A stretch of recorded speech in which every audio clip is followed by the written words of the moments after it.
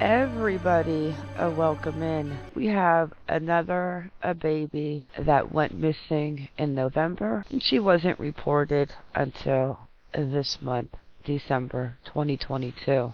The mystery of missing Madalina Cojocari, 11 years old, from North Carolina. And with that, let's get into the timeline of her disappearance and the arrest of her mom and her stepfather.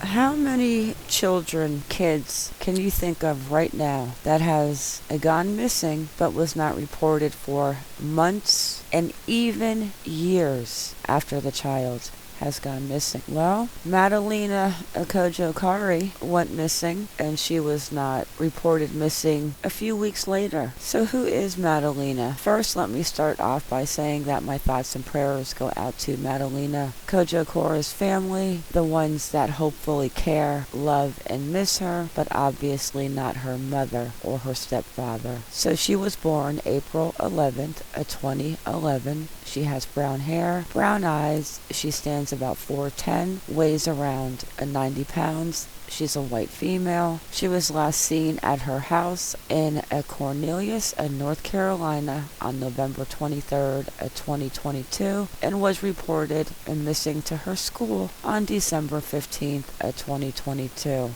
Madalina was wearing jeans, pink, purple, and white Adidas, and a white t-shirt and jacket. If anybody knows anything, say something. Report your tip to the tips.fbi.gov. And let's get into this timeline and the arrest of her mother and her stepfather.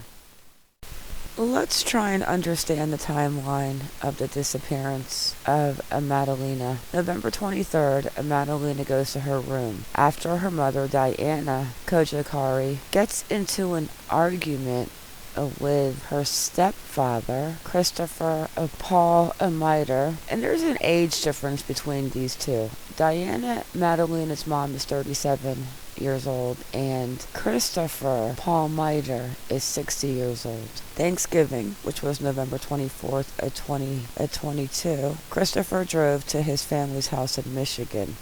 And on that same day, at around 11:30 a.m., Diana realizes that Madalina is missing from her room.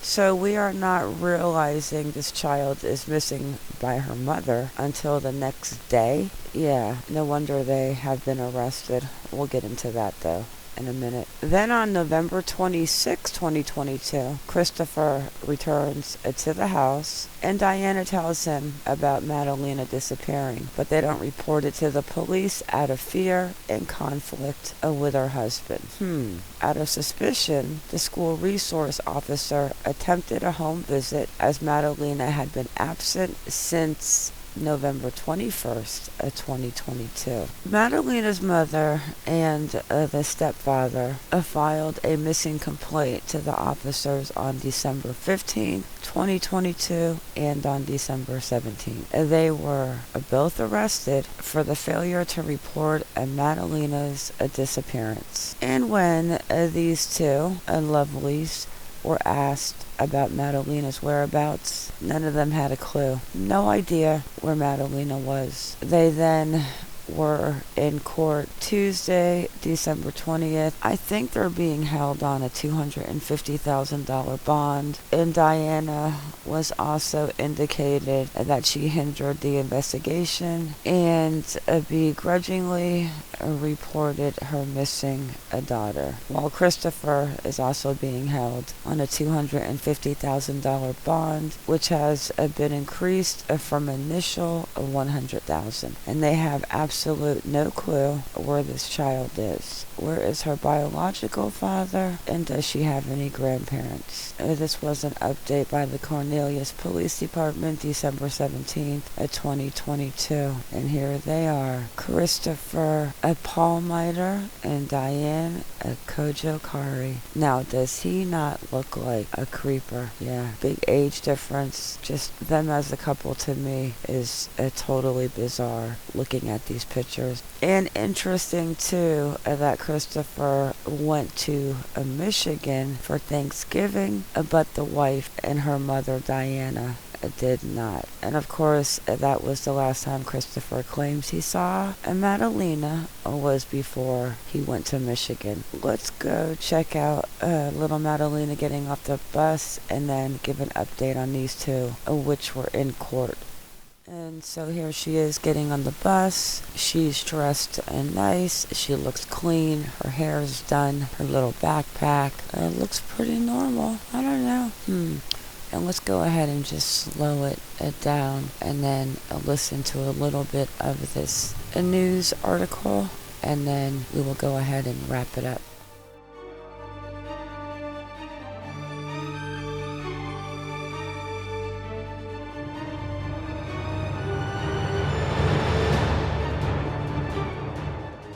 Yeah, Siobhan, as you said, investigators and Cornelius Police Department officers were seen at the home earlier this afternoon, and WBTV was first on the scene as this unfolded. And here's some of the video of what that looked like while our crews were there.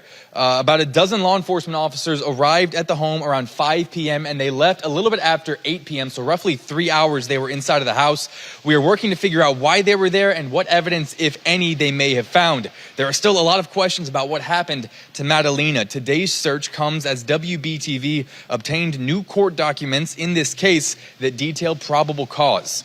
Arrest warrants show Diana called her family in Moldova and told them Madalina was missing. They told her to call the police, but she still waited to do so. She finally told Madalina's school that she was missing, and deputies asked why she waited to tell them. She said she believed her husband put her family in danger and that she didn't know what happened to Madalina.